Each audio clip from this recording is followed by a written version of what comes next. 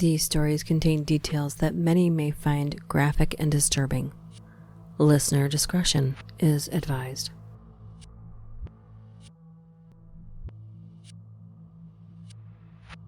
What's the worst accident that happened at your workplace? Not my story, but my dad's. A man got his arm stuck in a machine, which degloved his arm. After he recovered, he was showing the safety people how it happened, and subsequently, accidentally degloved his other arm.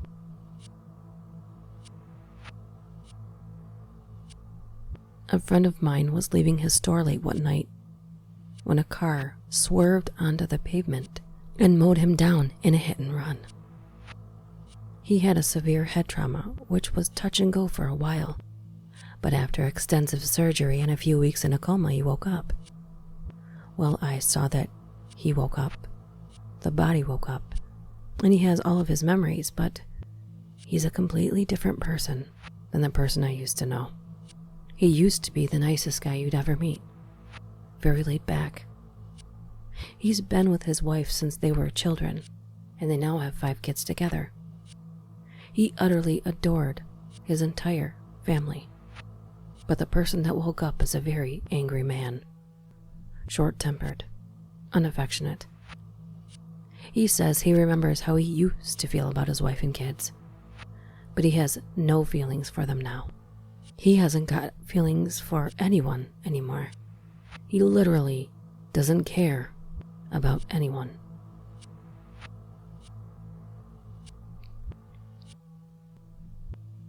A company I was working at, 2 guys working in a low point, heavier than air gas leak. 2 guys pass out. The spotter then climbs down to figure out what was going on. 2 more guys come along and climb down to figure out what was going on. All 5 of them asphyxiated.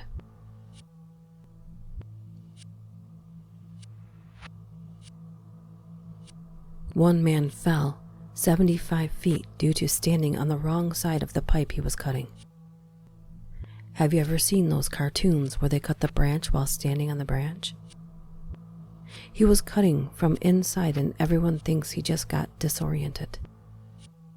Man crushed in a 40 megaton stamping press. Another man fell on a scrap metal grinder. Take your pick.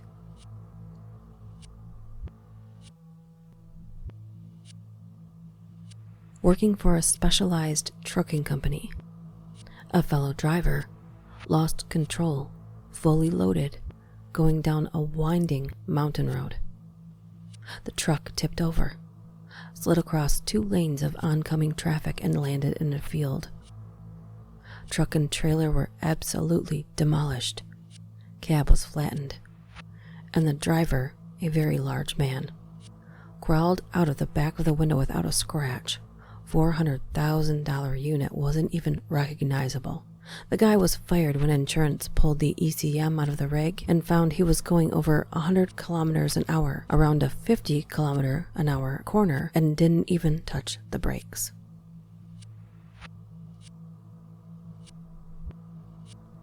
Working at McDonald's, a girl slipped walking past a deep fryer and her hand went into the deep fryer. The manager wrapped her hand in a cloth, and when she pulled the cloth off to put water on it, all of her skin came off. We were still made to work, so we walked off. They were even happy to keep using the fryer after that.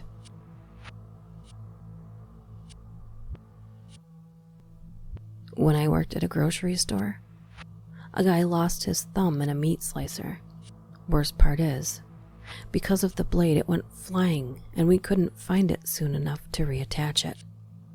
The thumb was eventually found, but not until they were disinfecting the area. It was wedged between another piece of equipment and the wall.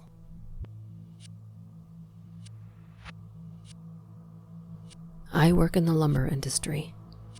We have machines called hogs that are basically giant motors that spin hammers around, which pulverizes wood waste into sawdust, which is collected into chip bins and then gets hauled off for use in paper or particle board manufacturing. I've heard several stories of guys who fall and get knocked out in waste conveyors, and as you can imagine, there's nothing left but stained wood and dust when they come out the other side. Everyone's seen Fargo. Imagine that, but far more powerful on an industrial scale.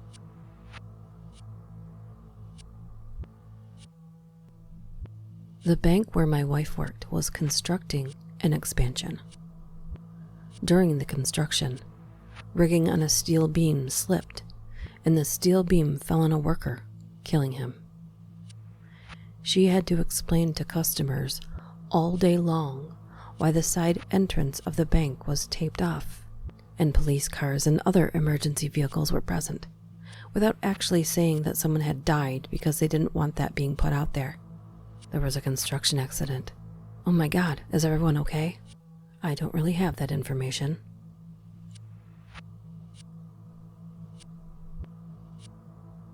Downed firefighter trapped in a fire. He never got out. And then falling through a roof. If we talked about what happened to the other people, and still talking accidents, impalement through a head after a fall, and 2 kids run over by a train. But this list could go on and on. 4th of July, New Year's Eve, Thanksgiving. Those are the worst times you could be on duty. The first 2 for exactness, and the latter is for idiots frying turkey with oil filled to the edge. I'd also say, don't give idiots fireworks.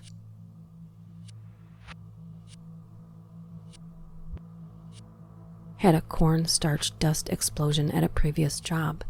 A truly stupid guy decided he'd sneak a cigarette break in basically the worst place that he could. He came very close to death for his stupidity and could have taken others with him.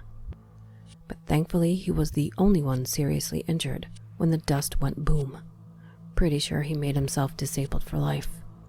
That night I was pretty far from the boom area, doing vacuum decay testing on completed bags of sugar substitute. I was uninjured, but it definitely scared the shit out of me. Until that moment, I did not know cornstarch was so dangerous. During training, they even did a demonstration showing how explosive ignited starch dust was, and this dude still decided to be that stupid. There have been some far worse starch explosions that actually killed people, leveling big portions of a building it happened in.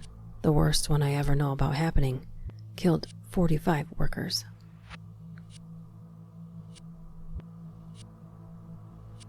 We had a guy killed by being blown up in a gas explosion at a house. We had 2 employees at a construction site killed by a gunman who then killed himself. We had a director who was driving to the airport for a business trip, killed by a truck tire going through his car. Those are the worst ones that I know about.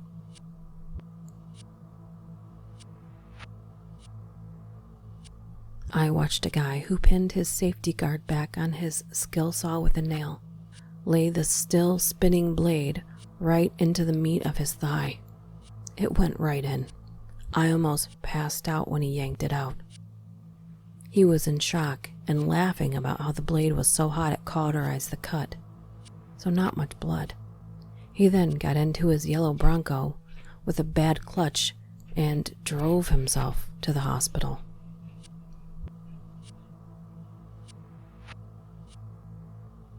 Teenage girl cut off her finger after refusing to wear the cut-proof glove because she said it was ugly.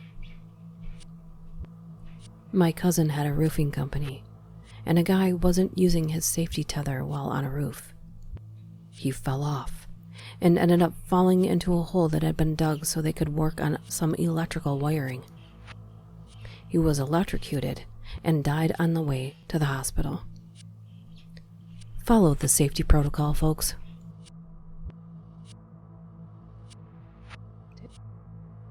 Very corporate office. Workplace accidents aren't a real thing here. One girl was out late after work and changed in the women's bathroom. We don't have a full-length mirror, so she grabbed an office chair to stand on to check out her outfit. Obviously she fell, leg broken in 2 places, including her femur, bit through her tongue. And since it was after hours, no one else was in the office, so she had to call an ambulance.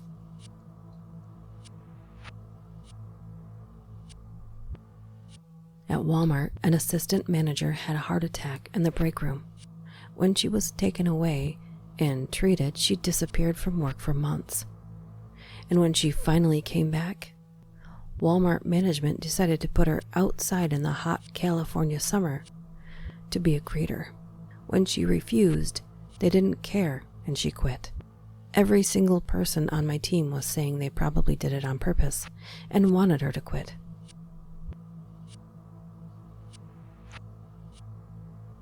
My coworker had a heart attack in the parking lot while running out to go to the hospital to visit her brother, who had just overdosed. If it wasn't for a client coming in right afterward, we wouldn't have even known to call 911. Thankfully, she survived.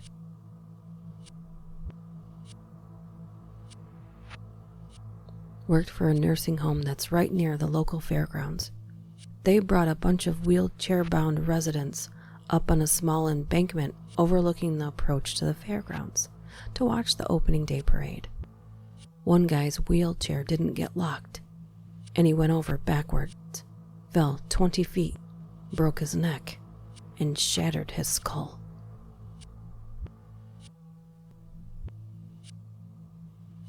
I didn't see this. I was on a break, but a dude was driving a reach fork truck. He was retracting the mast, while at the same time driving off into the next hall. The truck was faster than the mast, which didn't clear the doorway.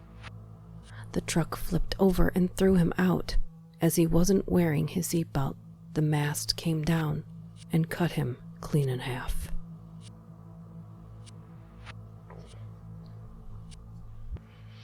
A wheel on the deep fryer collapsed while it was in use, flooded the kitchen with 400-degree hot oil. Thankfully, most people were out of the splash, so the worst that happened were their shoes got ruined. I got a couple of burns on my arms, but that wasn't unusual for me.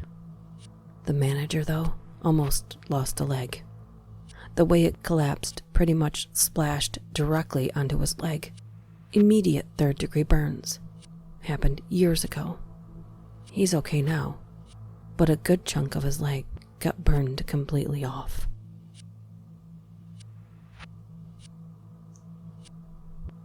I have several jobs.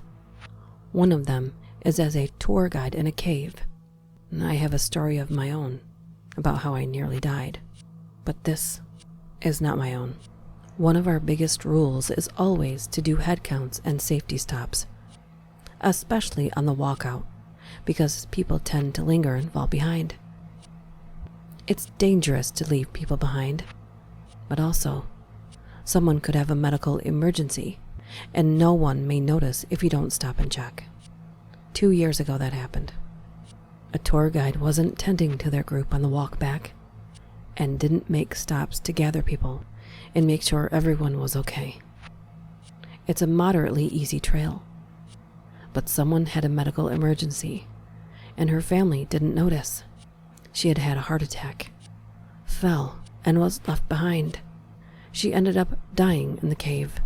It's something we stress so much because it's a real issue. Always tend to your guests. But here's my story. I've been a tour guide at a cave, which I won't name, since October. It's a fairly well-mapped cave with 3 separate tours, one of which is wild caving. I don't give wild cave tours. This story takes place on my first ever wild caving experience with my colleagues on an employee crawl. In our cave, a wild caving adventure is what most would call spelunking. You're getting really personal with the cave.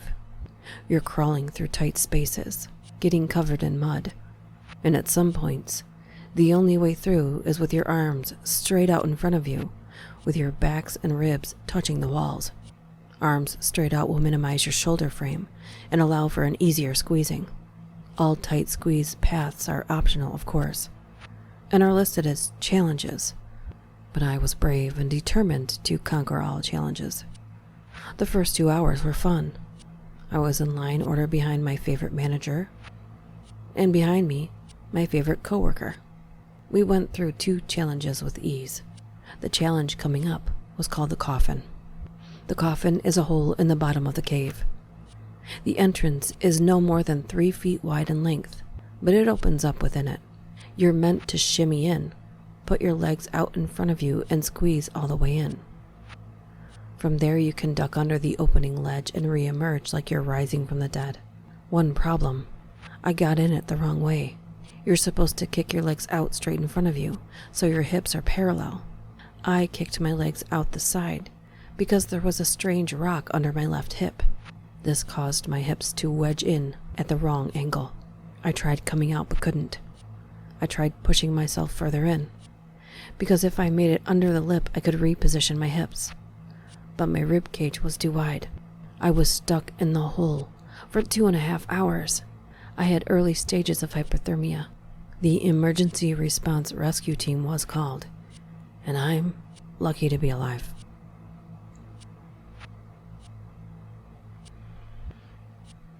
I work in an office, so mostly I see lame things as a first aider. Here's some of the crazier ones. One guy zipped himself up in his jeans and went full something about Mary with that sucker in his foreskin and was full gnarled in the zipper track. Levi's aren't known for having crappy zippers. Had to chop up the jeans and pry apart the zipper with a couple of pairs of pliers before setting him off for repairs. Old lady was hit by a car exiting the work car park. It was low speed, but old people's bones and skins may as well be made out of tissue paper. And so she had her tibia and fibula smashed out of the side of her leg, as well as a mangled hip and a bad headlock. Someone didn't follow lockout tagout protocol. Guy grabbed a wire and was electrocuted so badly it shot him out of his boots. He was dead pretty much instantly. Another time, this guy walked right off the edge and fell 200 feet to his death. Was impaled by some scaffolding at the bottom. Dude had been doing this kind of work for 15 years. Just got way too comfortable being up in the air that high and wasn't paying attention to where he was walking. I traveled for work, so didn't see this happen.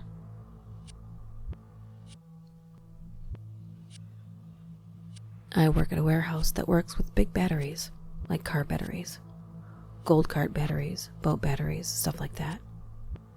One of the things we do is buy batteries that are still good and then recharge them and resell them at a discounted price. This guy hooking the batteries up to the battery charger, he was wearing a metal ring, which is a big no-no. He melted his finger down to the bone. He was, of course, in complete shock.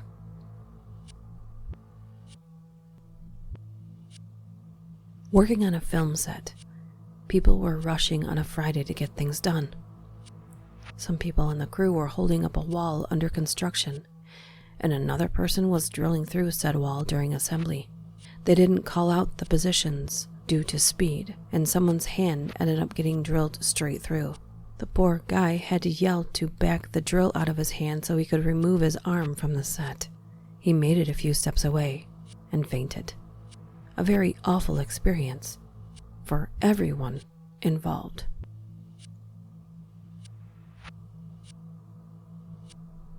Not nearly as bad as some of the others here, but I saw a coworker get his glove caught in a sheet metal roller.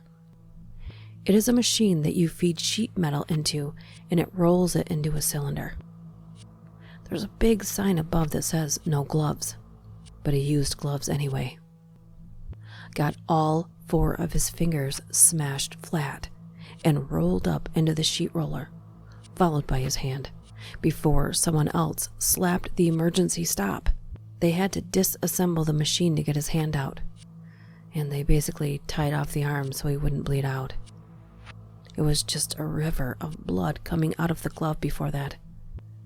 And then he was rushed off to the hospital where he got his hand amputated.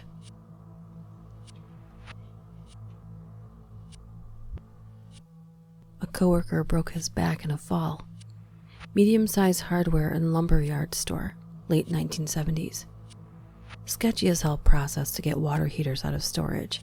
No safety gear provided. Ride the forklift forks, no pallet or railings. Up about 15-20 feet. Walk over an office ceiling. Wrestle the desired water heater onto the forks and ride it down while holding onto said water heater and balancing it on the forks. The guy and the water heater fell.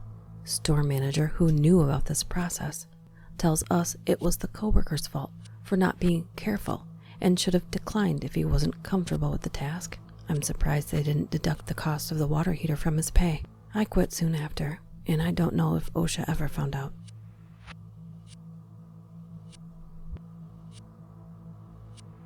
I worked at a Staples. Every 2 weeks we'd get a paper delivery. I'm talking dozens of cases, each filled with 10 reams of paper. And for whatever reason, it always came in just one pallet.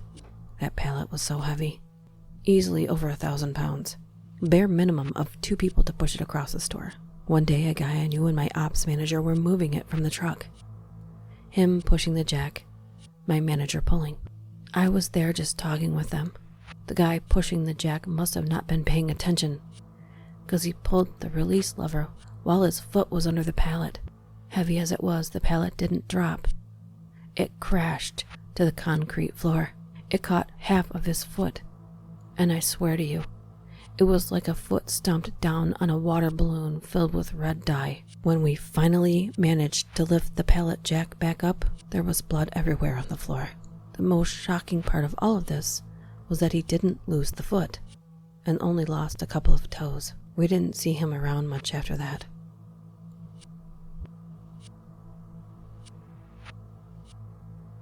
I got very, very lucky. I used to be a stagehand for one of the largest production companies in the US, and we were tearing apart a build. They had lowered one of the big trusses filled with equipment so we could strip it down. A little old lady asked me to help her, and without hesitating, I ducked under the suspended truss to get her to her side, stood up to help her, and watched as a good 4-foot-long, couple 100-pound chain slammed into the ground right where I had been standing. If it didn't kill me, it would have crippled me for life.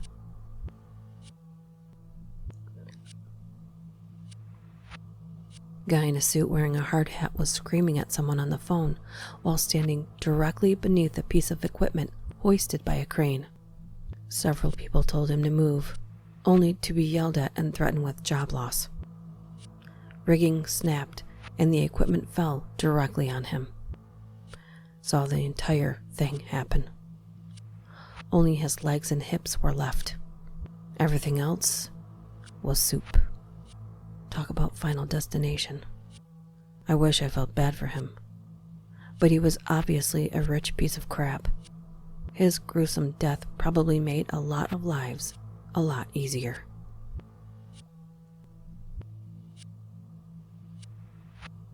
I worked in a bar. After I had been there about a month or two, one weekend it was packed. Some guy got his throat slit right at the bar. The dude was annoying, whistling really loudly, and was, after what I heard, the annoying and obnoxious type. Someone just walked up behind him with broken glass or knife and just slit his throat. Nobody saw what happened until the guy was standing there with both hands on his throat and blood gushing through his hands and a mortified face. One of my friends working security ran over to him, and the victim removed his hands, spraying blood all over my friend's face, then used the victim as a battering ram through the club to get him out of there ASAP. He survived, and the guy who did it was never caught as far as I know.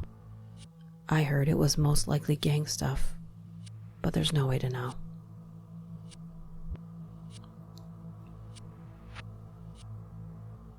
In my country, construction site workers are often considered as alcoholics, and surprisingly, it's often true.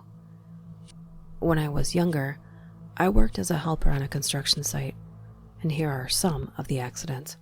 One dude fell from scaffolding.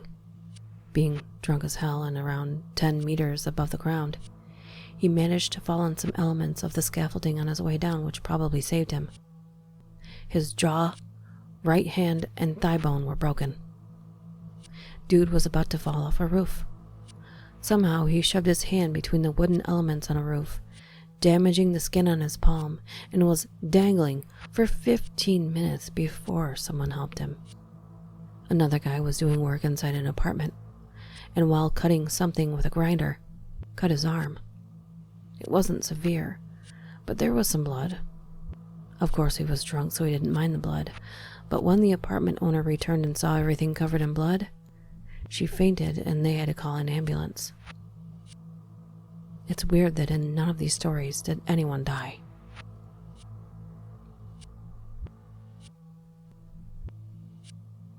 I saw a coworker who accidentally sliced his hand off with a forklift. I worked at a big box retail store. Forklifts and power jacks were common things there. You had to be trained to use them. Was helping the meat department refrigerator one day, and the forklift driver was trying to get something off the top shelf. For some reason, he had his hand gripping the outer section of the forklift for balance. He accidentally scraped it against or slammed the forklift against one of the shelves, but he hit it so hard, he crushed his hand off. All he had left was his thumb and half of the palm of his hand. I remember my boss picking the hand up off of the floor and putting it in a bag of ice so that it could go with him to the ER and get reattached.